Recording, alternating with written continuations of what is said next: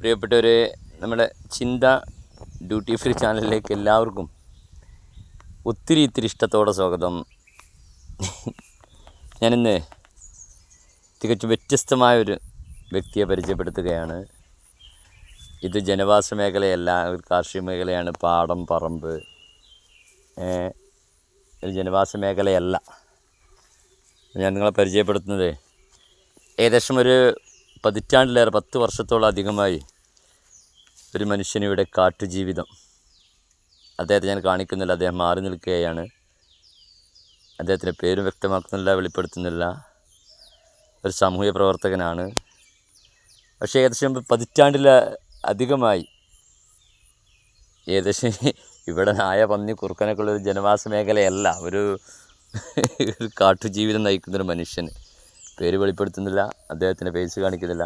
അദ്ദേഹം ആദ്യമായിട്ട് ഇവിടെ ഈ ഒരു വനവാസത്തിന് അദ്ദേഹം ചെയ്തത്, ആദ്യമായി ദിവസങ്ങളോളം, ആഴ്ചകളോളം സ്വയം കൈക്കോട്ടും പിക്കാസും എടുത്തുകൊണ്ട് സ്വയം അദ്ദേഹം നിർമ്മിച്ചൊരു കുഴിയാണിത്.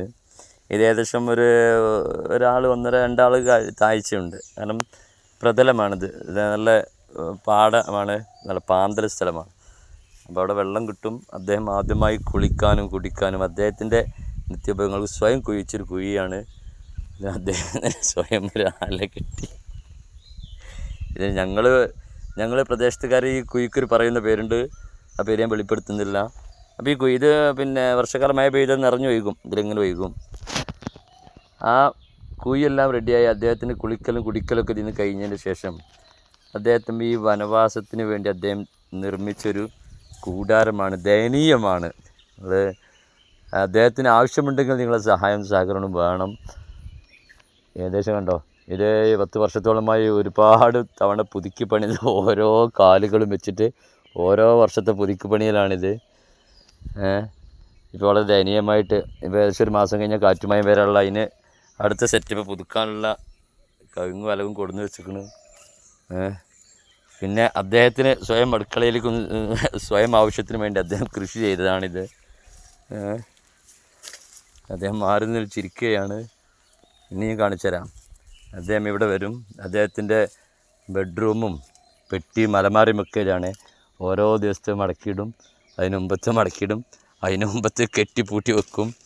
ഇതാണ് അദ്ദേഹത്തിൻ്റെ ആല. ബാർബർ ഷാപ്പ് ഇവിടെ തന്നെയാണ്. അപ്പോൾ അല്ലാണ്ട് നല്ല ഒരു ഭക്തനാണ്. തൊപ്പിയൊക്കെ ഉണ്ട്, നല്ല ഭക്തനാണ്, മതഭക്തനാണ്.